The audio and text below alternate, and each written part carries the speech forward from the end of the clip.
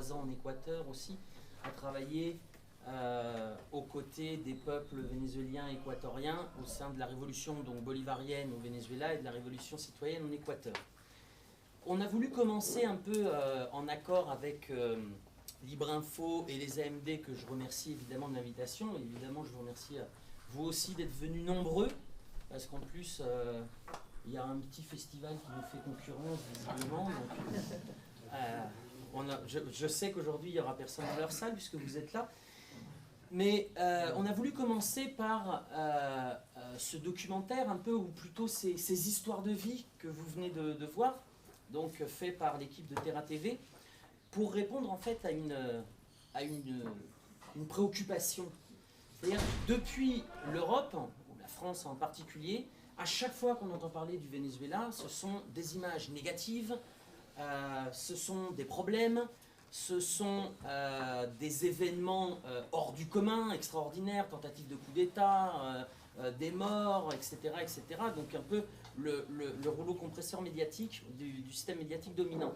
Mais à côté de ça, évidemment, ce rouleau compresseur, il ne permet pas de répondre à la question « mais pourquoi encore maintenant autant de personnes continuent de soutenir la révolution bolivarienne ?» Et en fait, c'était, on va dire, une mise en bouche avant de rentrer dans le vif du sujet, c'était de montrer, de rendre visible ce peuple vénézuélien qui est constamment invisibilisé dans les médias dominants, ce peuple qui vit au Venezuela, et c'est particulièrement ce qui choque, si demain vous prenez un avion et vous allez à Caracas, ce qui va vous choquer en vous baladant dans les rues de la ville, c'est la normalité de la vie et la tranquillité de la vie. C'est-à-dire que malgré un blocus criminel des États-Unis pour affamer la population, malgré une situation politique compliquée avec des tentatives de coup d'État répétées, avec une menace militaire permanente, avec une guerre de 4e génération, on y reviendra aussi, vous affolez pas sur le terme,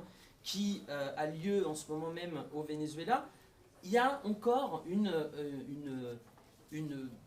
très grosse partie de la population, peut chiffrer aux alentours de 30%, qui appuie, qui soutient politiquement le projet politique donc inauguré par Hugo Chavez et ensuite continué par Nicolas Maduro.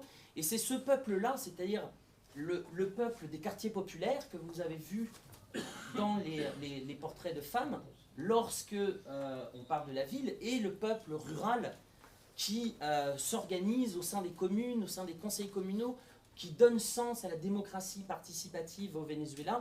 Et donc c'était une mise en bouche nécessaire pour qu'on puisse parler du Venezuela en toute connaissance de cause, on va dire. Donc on est ici à Annecy, invité avant tout parce que donc, Maurice Lemoine, donc, que vous connaissez certainement tous, Maurice est journaliste depuis, je ne veux pas te vieillir, mais depuis longtemps, voilà, depuis longtemps. Il connaît l'Amérique latine, on va dire, depuis le Rio Grande jusqu'à la Terre de Feu. Il sait tout ce qu'il y a sous toutes les pierres de ce continent. C'est le plus fin connaisseur de ce continent en France, et puis j'irais même à dire en Europe. Et donc, même dans la galaxie. Dans la galaxie, allons-y, ne soyons pas humbles. Et puis même aussi, j'ai connu un alien qui sortait d'un trou noir, il m'a parlé de toi, donc il voulait... Et donc Maurice vient de sortir Chronique d'une déstabilisation. Donc, ce livre, qui peut faire peur au début, puisqu'il traite d'un sujet difficile, il y a 530 pages, comme vous pouvez voir, il y a de la matière dedans. Et en fait, ce livre, je l'ai acheté il y a quelques jours à Marseille. J'ai même acheté le dernier exemplaire disponible à Marseille. Ne vous inquiétez pas, il est en réimpression, il me semble. Et je ne sais pas s'il y a des adeptes parmi vous des séries télé. Vous savez, quand la série est déjà passée, ou on prend une série comme ça, puis il y a 12 épisodes, et puis c'est tellement addictif des fois qu'on se dit, bon allez, je regarde un dernier épisode, puis je me couche et on finit à 5 h du matin. Il m'est arrivé exactement la même chose avec le livre de Maurice. Je disais, je l'ai acheté un dimanche, J'ai commencé à le lire après avoir déjeuné et je me suis couché sur le livre à 4 h du matin en disant bah, allez, un dernier chapitre et je me couche, un dernier chapitre et je me couche. Parce que c'est absolument passionnant. On est plongé dans l'histoire du Venezuela depuis 2013 jusqu'au début de cette année, avec de multiples anecdotes. Ce n'est pas un livre qui pèse avec, on va dire, des descriptions faites seulement pour ceux qui connaissent l'Amérique latine, pour ceux qui connaissent le Venezuela en particulier. On a absolument des descriptions. Maurice, à chaque fois, nous plonge les événements dans une description des décors, dans une description des personnages. Ça se lit quasiment comme un roman qui mêlerait à la fois le côté policier, le côté d'espionnage. C'est un peu du Ian Fleming version non diplomatique. Et bon, j'arrête là. Ah, attendez, là je suis survendu, vous allez voir, c'est pas terrible. J'arrête là. Mais en plus, c'est un peu comme ces livres qu'on aime bien, relire alors qu'on connaît déjà la fin. Vous voyez, si je vous dis par exemple que le héros il meurt à la fin, mais il ne nous raconte pas l'histoire. Non, parce que Maurice en fait arrive à faire passer par un petit tour de passe-passe.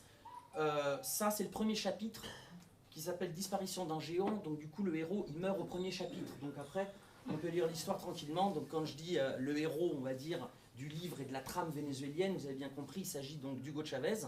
Et le livre traite de tout ce qui s'est passé après la disparition donc, physique d'Hugo Chavez.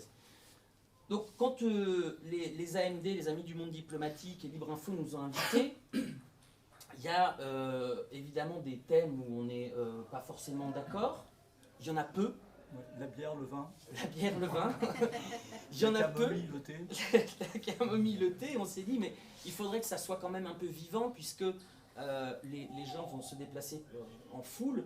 Et donc, il faut absolument qu'ils ne s'ennuient pas et qu'ils ne partent pas, parce qu'il n'y a rien de plus démotivant quand vous êtes à la tribune de voir tous les gens qui partent en prétextant qu'ils vont aux toilettes. Alors là, les toilettes sont dans la salle, donc vous êtes foutus.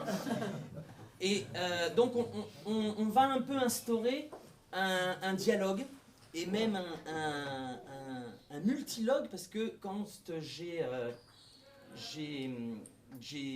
annoncé sur ma page Facebook, que je vous recommande de suivre, Romain Mibus Facebook, que j'allais entamer un dialogue à propos du livre de Maurice Lemoine, évidemment, tout le monde m'a dit mais, on aimerait bien venir, mais on ne peut pas, on n'habite pas en Savoie ni en Haute-Savoie. Donc je dis, c'est pas grave, on va collectiviser le privilège d'avoir le dialogue avec Maurice, et donc j'ai demandé aux gens de poser leurs questions, ce qu'ils ont fait. Donc on va effectivement mêler tout ça à une trame où nous interviendrons chacun, Maurice et moi. Mais la première question, je crois, Maurice, c'est qu'est-ce qui t'a poussé à écrire ce livre? Pourquoi écrire un livre sur le Venezuela? Parce que tu pourrais écrire un livre sur d'autres pays, tu pourrais écrire un nouveau livre sur la Colombie, il y a beaucoup à dire sur la Colombie, tu pourrais sur le Brésil, on a vu comment Lula a été poussé dehors. La déstabilisation au niveau du continent latino-américain n'est pas propre au Venezuela, même si celui-ci conjugue absolument toutes les formes de guerre non conventionnelle. Donc qu'est-ce qui t'a poussé à écrire Venezuela, chronique d'une déstabilisation? Bon, je vais essayer de ne pas vous décevoir, parce qu'il n'y a pas le numéro qui vous a fait. C'est dur, hein. Quand quelqu'un commence en disant il est mauvais, vous paraissez meilleur, mais quand on dit il est très bon... Qu'est-ce qui m'a poussé à... écoutez, il y a sans doute une chose qui vous a peut-être pas frappé, parce que vous n'étiez pas branché là-dessus. Dans le film que vous avez vu, alors certains d'entre vous, ça a dû faire un peu compliqué pour ceux qui ne parlent pas espagnol, hein. Les sous-titres sont petits, en plus on n'avait pas d'obscurité, donc ça n'a pas été simple, mais il y a quand même une chose qui aurait dû vous frapper par rapport au discours ambiant qu'on vous tient sur le Venezuela. Est-ce que vous avez eu affaire est-ce que vous avez eu l'impression d'avoir affaire dans ce film, qui a été tourné dans les milieux populaires, à des gens qui sont en train de mourir de faim, qui sont squelettiques, qui sont dans un état absolument désespéré, qui ressemblerait à des Somaliens ou à des Éthiopiens?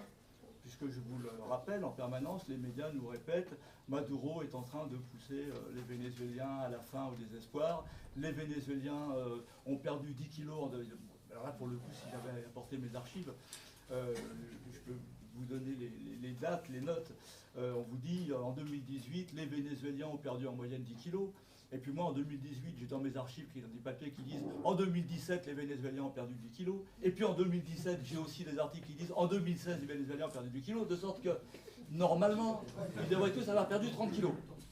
Alors, soit ils étaient obèses au départ, soit ce que vous avez vu reflète une réalité qui n'est pas tout à fait celle du Venezuela. Je ne suis pas en train de vous dire qu'il n'y a pas des vraies difficultés au Venezuela. Je ne suis pas en train de vous dire qu'il n'y a pas, par exemple, une migration importante aux Vénézuéliens en ce moment. Après, il faut faire très attention avec les chiffres. Par exemple, alors c'est pareil, en fonction de ce que vous allez écouter, voir ou lire, vous allez voir 2 600 000 Vénézuéliens ont quitté le pays, 3 millions ont quitté le pays, 4 millions ont quitté le pays, 5 millions ont quitté le pays. De sorte que, amusez-vous à vous y retrouver. Bon. Il n'y a pas de chiffres vraiment fiables. J'ai une fiche, vous avez vu, j'ai plein de fiches partout. Je suis sûr que je ne vais pas m'en servir, mais j'ai une fiche d'un organisme qui s'appelle Migration Colombia ici, qui est donc l'organisme du ministère des Affaires, du ministère de l'Intérieur colombien, la Migration Colombia, qui recense les entrées et les sorties. Et qui, par exemple, en 2018, année au cours de laquelle le président d'extrême droite, Ivan Duque, colombien, disait il y a 1 million de Vénézuéliens qui ont émigré sur le territoire colombien. Migration Colombia vous disait 850 000 Vénézuéliens sont rentrés, 450 000 sont sortis.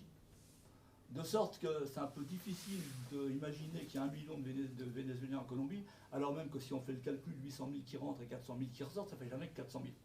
Donc, en réalité, ce qui m'a poussé, et j'y arrive, ce qui m'a poussé à écrire ce bouquin, c'est le, comment vous dire, en tant que journaliste, parce que je suis journaliste, je ne suis pas le justicier solitaire, mais c'est mon indignation devant la manière dont est traitée la crise vénézuélienne par les médias. C'est-à-dire que le bouquin s'appelle Chronique d'une déstabilisation. La chronique, c'est quoi? C'est le travail de base d'un journaliste. On part des faits. Donc, effectivement, le bouquin fait 500 pages, parce que j'essaye à chaque fois de rappeler les faits, leurs conséquences, et comment, petit à petit, elles vont induire une situation qui est celle qu'on connaît aujourd'hui. Et il se trouve que, bon, les choses sont comme ça, on est une poignée à s'accrocher à cette vision des choses. Romain fait partie de la petite poignée de journalistes, je ne sais pas trop ce qu'on est, on devient des hurluberlus d'une certaine manière, qui essayons de faire passer les faits avant tout. Par exemple, parce qu'on va faire ça en duo. Il n'y a pas très longtemps, vous avez suivi, on vous a dit la crise humanitaire fait que depuis la Colombie voisine, où il y a 2300 km de frontières, les États-Unis veulent faire entrer de l'aide humanitaire au Venezuela. Et puis on vous a dit, Maduro, les troupes de Maduro, les paramilitaires de Maduro, la police de Maduro a empêché l'aide humanitaire de rentrer, et y compris à brûler un camion d'aide humanitaire. Alors il se trouve que Romain Migus était là-bas. Peut-être ce qui nous rapproche tous les deux, c'est qu'on fait beaucoup de terrain en fait. Alors ça ne veut pas dire que faire du terrain, ça, par définition, ça implique que vous dites la vérité, vous pouvez faire du terrain et rien comprendre. Enfin c'est quand même un petit avantage sur le... Je veux dire 80% de mes confrères ou de nos confrères qui parlent du Venezuela sans jamais y avoir mis les pieds. Romain Migus était présent et lui peut vous raconter ce qui s'est passé le 23 février sur la frontière colombienne et ça ne correspond pas du tout. Et ça ne correspond pas du tout à ce que nous ont rapporté nos médias. Mais on peut aller plus loin. Parce que lorsque Romain a raconté ce qui s'était passé, ou lorsque moi je suis intervenu là-dessus, on est passé pour des doux fantaisistes. On est en gros des journalistes chavistes qui défendons d'une manière irrationnelle Maduro aujourd'hui. Sauf que, depuis, le New York Times a sorti un document dans lequel, effectivement, il confirme ce que nous avons dit. Et si vous voulez, là j'essaie pour le coup de vous expliquer un peu, parce que je suis journaliste, vous n'êtes pas obligé de me croire non plus à 100%. Et je vous conseille d'ailleurs de ne pas me croire à 100%. Un journaliste, c'est quelqu'un qui essaye d'approcher la vérité. Toute la vérité, moi je ne la connais pas, hein. Romain ne la connaît pas, personne ne la connaît. Mais on peut faire un boulot honnête. Il se trouve simplement que depuis que le New York Times a rapporté qu'effectivement, ce n'était pas Maduro qui avait fait brûler des camions humanitaires, mais c'était l'opposition vénézuélienne elle-même qui avait mis le feu au camion. Depuis que c'est le New York Times, ça devient crédible. Ce qui ne veut pas dire que nos médias ont repris l'information. Ça ne veut pas dire que nos médias ont repris l'information, aucun. Il n'y en a eu absolument aucun. Bon. Et de la même manière, si vous voulez, on pourrait développer à l'infini. Donc moi, je suis un peu un journaliste à l'ancienne, on va dire. Bon, j'ai 30 ans de diplôme, bon, une carrière, j'aime pas le mot, trajectoire bien remplie. Et simplement parce que je trouve que le traitement du Venezuela est injuste et est scandaleux, parce qu'on est en train actuellement d'assister à un crime. Je dis bien à un crime. Car autant, effectivement, les Vénézuéliens, vous avez pu voir, ne sont pas en train de mourir de faim. Néanmoins, les sanctions américaines ou états-uniennes, si vous préférez, sont en train comment dire, de prendre les Vénézuéliens en otage pour qu'ils se retournent contre un président qui a été démocratiquement élu. Voilà, donc la motivation, c'est celle-là, c'est un boulot de journaliste. Hein, c'est une pièce au dossier. Bon, c'est une pièce minoritaire, mais en même temps, on en parlait tout à l'heure avec Romain, parce qu'on s'est retrouvés à Lyon, on est venus ensemble dans le train. Là encore, et franchement, je ne nous donne pas un exemple, c'est pas le problème de se la jouer, mais dans le bouquin, par exemple, vous verrez que, donc il a été fini d'écrire il y a maintenant 4 mois, 5 mois, 6 mois, je ne sais plus, je parle du coup d'État contre Dilma Rousseff au Brésil. Je parle de la manœuvre qui a envoyé Lula en prison, en écrivant il y a 6 mois que c'était criminel, que Lula n'est pas coupable. Dans les médias français, dans les médias européens, personne n'a eu le courage de dénoncer un coup d'État au Brésil. Personne n'a eu réellement le courage, peut-être à part l'humanité, de dire Lula a été envoyé en prison d'une manière injuste, injustifiée, sans preuve. Il se trouve que depuis 3 jours, on connaît la vérité, et on sait qu'il y a eu une collusion entre le procureur et les juges, ou le juge et les procureurs, pour empêcher Lula de se présenter à la présidentielle. De sorte que, là pour le coup, je vous donne un petit peu mon niveau de crédibilité. Ne me croyez pas sur parole, ne me croyez pas à 100%, mais pour le coup, il y a 6 mois, j'étais déjà en train d'expliquer ce qu'on est en train de nous raconter aujourd'hui. Et d'ailleurs, c'est peut-être un peu le point de vue de la chronique, c'est-à-dire que, comme tu mets absolument, parce que c'est vrai que même quand on connaît l'histoire ou qu'on l'a vécu, ce qui est mon cas, il y a absolument ce qui paraissait pour des détails il y a quelques années ou il y a quelques mois qui prennent sens du coup, qui prennent sens parce qu'il y a eu un événement 2 ans après. Et donc quand on lit, évidemment, tout devient intelligible. Je vous cite un exemple. Il y a 2 ans, un ancien ministre de l'Intérieur, donc chaviste, est passé dans le camp de l'opposition. Bon, pourquoi pas, à la limite, c'est son droit. Mais Maurice rappelle que dès 2014, quand il était ministre de l'Intérieur, il y avait eu des coups fourrés depuis le ministère de l'Intérieur contre des organisations populaires. À l'époque, c'était passé un peu comme un fait divers. Mais évidemment, c'est-à-dire que depuis 2014, cette personne était déjà en train de conspirer contre la révolution bolivarienne. Et c'est ça qui est intéressant dans ton livre, Maurice, c'est que tous les détails sont mis pour mettre en lumière, en fait, une histoire globale. Alors, c'est pas facile d'écrire sur le Venezuela, parce que l'actualité est tellement dynamique, on va dire. J'ai un copain qui dit que 3 jours passés au Venezuela, pardon, une journée passée au Venezuela équivaut à 3 jours passés en Europe, parce qu'il y a énormément d'événements qui se passent au jour le jour. Et d'ailleurs, il y a un truc assez rigolo dans ton livre, c'est quand on se balade dans les chapitres et que tu expliques la vie quotidienne, le taux du bolivar n'est pas le même. Puisque le taux du bolivar, et on en parlera tout à l'heure, il y a eu donc une guerre économique contre le Venezuela, dont une spéculation criminelle contre la monnaie du pays. Et donc, on voit bien que c'est finalement pas facile d'écrire... la ligne du temps n'est pas facile à maîtriser sur le Venezuela. Alors, on est entre nous, c'est même carrément le bordel. Je n'osais pas le dire. C'est compliqué, mais c'est évidemment compliqué pour nous quand on arrive là-bas, mais c'est compliqué pour les Vénézuéliens. Par exemple, figurez-vous que la dernière fois que j'y suis allé, mais c'était encore vrai quand il y a il n'y a pas longtemps, il n'y a plus d'argent liquide en circulation. Il n'y a plus d'argent liquide. Donc, à la limite, pour acheter un billet de train, enfin il n'y a pas de train, mais il y a des trains, mais un billet de car ça va, mais pour acheter une salade, une laitue, un peigne ou 3 pommes, c'est compliqué pour les Vénézuéliens des quartiers populaires. L'explication, c'est que le Venezuela, il y a un tel marasme au Venezuela à cause de Maduro que l'argent a disparu. Mais il se trouve qu'au même moment, donc vous êtes obligé de payer avec une carte de crédit sur le marché, avec des commerçants du marché informel qui n'ont pas de lecteur de carte. Donc ils sous-louent d'autres commerçants. Donc c'est bien, ça bouleverse la vie de tout le Vénézuélien des quartiers populaires. Mais au même moment, Paraguay, à 20 000 km de là, vous avez un camion, un semi-remorque qui part pour Asunción, et puis qu'il y a un accident sur la route qui se retourne, la cargaison vole, et qu'est-ce qu'on découvre? 30 tonnes de billets de banque vénézuéliens. C'est-à-dire que, si vous voulez, lorsque Romain a employé l'expression guerre économique, avant même les sanctions des États-Unis qui ont été imposées par Trump, et que Romain, alors là pour le coup, on se renvoie la balle, mais sur le site de Romain, éventuellement il vous donnera le site derrière, il suit en direct et en continu les sanctions des États-Unis. C'est une véritable terreur. On est en train de couler ce pays, couler le navire pour tuer le capitaine. C'est-à-dire couler le Venezuela pour tuer Maduro. Mais avant même les sanctions américaines imposées par Trump, depuis l'arrivée au pouvoir de Nicolas Maduro en 2013, une guerre économique féroce est menée contre le Venezuela qui est extrêmement compliquée à expliquer parce qu'elle est multiforme. C'est une guerre non conventionnelle, c'est une guerre hybride, on peut l'appeler comme on veut, guerre de 4e génération, 5e génération. Vous n'arrivez pas à l'attraper et le gouvernement vénézuélien, pour les mêmes raisons, n'arrive pas à juguler. C'est-à-dire d'un côté, vous avez une pénurie organisée, c'est pas que, vous l'avez vu, c'est pas que les Vénézuéliens meurent de faim, c'est que les réseaux de distribution ont été complètement désarticulés. En gros, alors je vais essayer d'être très très rapide. Le Venezuela est, vous le savez, c'est pour ça qu'il a des problèmes. Il y a récemment dans une revue, je disais sous la plume d'un spécialiste, un pays qui a du pétrole sur son territoire a 9 chances de plus que les autres d'avoir un conflit.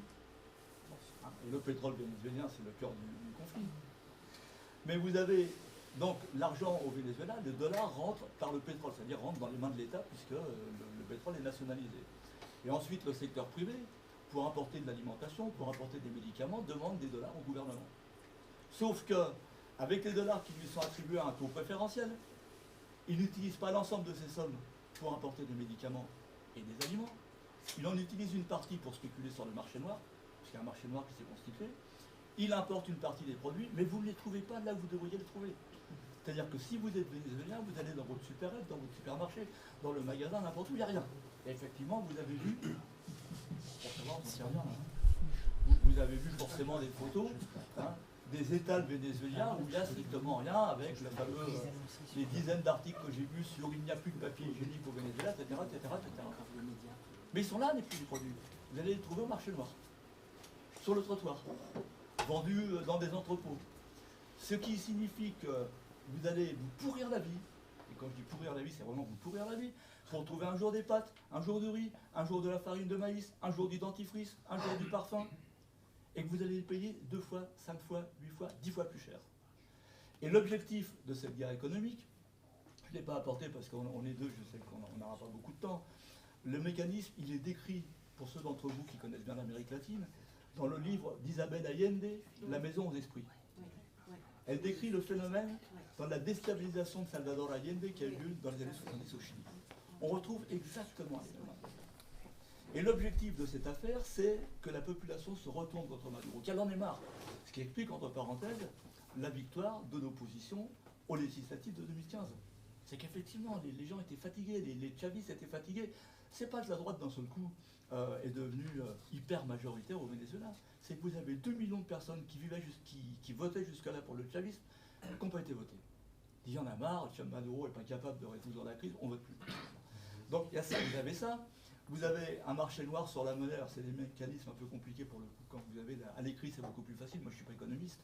Une espèce d'hyper-inflation. Quand on dit qu'il y a 1 million d'inflation au Venezuela, il n'y a pas un économiste qui peut vous expliquer rationnellement ce qui se passe. C'est-à-dire qu'il y a une manipulation des taux de change. Vous avez une guerre médiatique, et c'est pour le moment la seule guerre que l'opposition a gagnée, mais celle-là, elle l'a gagnée. Aussi bien au Venezuela que chez nous. Et puis vous avez maintenant l'isolement diplomatique avec des phénomènes absolument ahurissants. C'est quand même que le gouvernement français, je ne parle pas de la France, le gouvernement français a reconnu comme président du Venezuela un type qui, à la fin d'une manifestation de gilets jaunes, devant la foule, a décrété « Je suis le nouveau président du Venezuela ». Il n'y a pas de précédent. Mais en même temps, ça rappelle quand même aussi la période, je crois que c'était 1936, où la France a laissé tomber l'Espagne républicaine. La même chose. Et on est dans la même histoire. C'est dramatique dans la mesure où d'abord c'est passé comme une lettre à la poste. C'est dramatique aussi dans la mesure où à gauche, j'imagine en gros qu'on appartient tous ici plus ou moins à la grande famille de la gauche, au sens large. Si vous êtes de droite, c'est pas grave, vous êtes les bienvenus. Non, mais on n'est pas sectaire. On n'est pas sectaire. Moi, je préfère quelqu'un de droite honnête qu'un salopard de gauche, parce que ça existe. Ça existe. Mais le drame, face à la crise du Venezuela, face au crime qui est mené en ce moment contre le Venezuela, c'est que la gauche est complètement divisée et qu'elle se tait et qu'elle est paralysée. Parce que, par ailleurs, si vous entendez aussi souvent parler du Venezuela dans nos médias, attendez, franchement, les médias n'ont rien à faire du Venezuela. Dans l'Amérique du Sud, ça n'a pas un immense intérêt stratégique pour la France, c'est parce que c'est aussi un objet de politique intérieure. Je veux dire, ressortir le Venezuela toutes les 5 minutes, là pour le coup, oublier pour qui vous votez, c'est pas le problème. L'objectif principal, c'est la France insoumise et c'est le PC dans un moindre degré. C'est une arme, ici, pour sortir de l'opinion dominante qui nous amène à Macron et Marine Le Pen. Bon, point. Donc voilà, je m'arrête là parce que tu as plein de questions qui m'as dit. Oui, j'ai quelques questions, mais du coup, on dit la guerre économique, les exemples que tu as donnés, mais je suis pas sûr que les ah, Bédo, il y a 16 pages, que les gens... Non, mais quelques-uns. Oui, comprennent, je les ai. Peut-être bien, sinon. En fait, ce qu'il faut bien voir, c'est que la guerre économique, elle s'articule sur plusieurs points. Le premier point, ça a été la spéculation continue contre la monnaie du pays. Donc il y a un contrôle d'échange, il y avait un contrôle d'échange au Venezuela, donc c'est l'État qui fixait le taux du bolivar, la monnaie du Venezuela c'est le bolivar. Il y a toujours eu un dollar parallèle, parce que les personnes qui voulaient s'approvisionner sur le marché public de la monnaie, des fois il n'y avait pas assez de dollars, donc du coup ils allaient s'approvisionner sur un marché privé, illégal mais privé. Généralement c'était du simple au double. Depuis la mort d'Hugo Chavez, ça a été multiplié par, entre 2013 et 2017, ça a été multiplié par 10 000%. Et aujourd'hui, on est encore au-dessus. Depuis 2013, aujourd'hui, selon les chiffres de Pasqualina Curcio, qui est donc une économiste vénézuélienne, il y a eu une spéculation de 13 millions de pourcents contre la monnaie nationale. Ça vous dit quelque chose? Non, moi non plus. Mais ce que vous pouvez voir, c'est qu'effectivement, la spéculation contre la monnaie a une conséquence sur l'inflation, sur le coût de la vie et sur la qualité de la vie au Venezuela. Plus surprenant aussi, il y a eu du trafic de monnaie, c'est-à-dire que les billets sont devenus un placement. L'année dernière, je vais sur un marché pour acheter un kilo de pommes de terre, je demande au type combien ça coûte les pommes de terre, il me dit c'est très simple, c'est 850 en carte bleue et 200 en cash. Ah bon? Ben oui, parce que le cash, il va augmenter lui aussi. Ça devient un refuge finalement aussi. Et donc j'ai dit, ah ben j'ai pas de cash, j'ai que de la monnaie, j'ai qu'une carte bleue. Il me dit non, mais c'est pas grave. Au fond du couloir, dans le marché, dans l'arrière-salle, t'as des mecs qui te vendent du cash. Alors évidemment, c'est sans fin. Ça, c'est aussi une machine à laver de l'argent. Et là, on va inclure un acteur dont on reparlera certainement dans l'aspect militaire de la déstabilisation contre le Venezuela, qui sont les paramilitaires colombiens. Les paramilitaires colombiens sont une excroissance du conflit colombien. Je ne sais pas si certains d'entre vous ont vu la série Narco, parce que c'est ce qui a le plus popularisé, malheureusement, l'existence de ces bandes criminelles en Europe, où on voit donc les paramilitaires colombiens s'adonner à ce qu'ils savent faire de mieux, c'est-à-dire découper les types à la tronçonneuse, faire régner la terreur, mettre la main sur des terres agricoles et virer absolument tous ceux qui vivent dessus. En fait, les paramilitaires colombiens sont l'armée des ombres de l'oligarchie qui dirige Bogota. Et ils opèrent ce que l'armée colombienne ne peut pas faire pour, comme ça leur chante encore, respecter encore un peu les droits de l'homme. Et le marché des billets a été organisé par les paramilitaires colombiens. Qu'est-ce que ça veut dire? De quoi il est en train de nous parler? C'est très très simple. Je vais vous donner un exemple très simple. Vous habitez San Cristobal, du côté vénézuélien de la frontière. Vous retirez au guichet 100 bolivars. Vous passez la frontière à pied. Et de l'autre côté de la frontière, on vous attend et on vous change le billet pour 150 bolivars par un virement direct sur votre compte. si vous voulez qu'on francise le truc, vous êtes à Annecy, vous retirez 100 €, vous passez à Genève, il y a un type dans la rue qui vous attend à Genève et qui vous fait un virement sur votre compte Crédit Agricole de 150 €. Et vous lui donnez le billet. Voilà. Pourquoi les paramilitaires organisent la rupture de stock des billets de banque? Pour 2 raisons. La première, c'est pour emmerder le peuple vénézuélien et on rentre dans la logique de la guerre économique, donc contre le gouvernement bolivarien. La deuxième, c'est évidemment pour blanchir de l'argent. Parce qu'il y a des banques, y compris des banques internationales, qui se prêtent au jeu et qui finissent par changer la monnaie, les billets, en dollars. Évidemment, les billets étant acquis de manière légale, puisqu'ils ont été acquis à travers des opérations de change. Et puis, il y a l'autre face du problème, qui est tout ce qui tient à la contrebande d'aliments, contrebande d'essence, trafic de drogue, etc., etc. Et pour ça, il faut du cash, parce qu'évidemment, ce n'est pas des commerces légaux, donc il faut du cash pour payer tous ces gens-là. Donc en fait, on voit que plusieurs acteurs économiques, mafieux, criminels, ont trouvé des points communs pour s'allier et déstabiliser économiquement le Venezuela. Il y a 3 citations que je voudrais vous lire. Donc là, c'est une chronologie qui part depuis décembre 2014, puisque les sanctions ont commencé en 2014. C'est-à-dire que à côté des trafics de contrebande d'aliments, contrebande d'essence, contrebande de billets, de la spéculation monétaire, il y a aussi tout l'aspect financier et économique, donc des sanctions imposées par les États-Unis et leurs alliés. Et contrairement à ce qu'on vous raconte, ça a commencé en décembre 2014, donc c'est pas nouveau. Décembre 2014, le Congrès des États-Unis vote une loi qui va être l'architecture législative des sanctions. 3 mois après, en mars 2015, le gentil Obama fait passer un décret déclarant le Venezuela comme une menace inhabituelle et extraordinaire pour la sécurité intérieure des États-Unis. Bon, évidemment, c'est complètement stupide. Le petit Venezuela ne menace pas la première puissance militaire mondiale ou la deuxième maintenant. En revanche, c'est la réponse exécutive au décret, à la loi de décembre 2014. C'est-à-dire que là, au niveau de l'exécutif et du législatif des États-Unis, tout est mis en œuvre pour pouvoir sanctionner le pays. Et quelques mois après, il y a une personne, le 28 octobre 2015, le général John Kelly, qui est qui était à l'époque commandant du SOCOM. Le SOCOM, c'est l'armée impériale pour l'Amérique latine.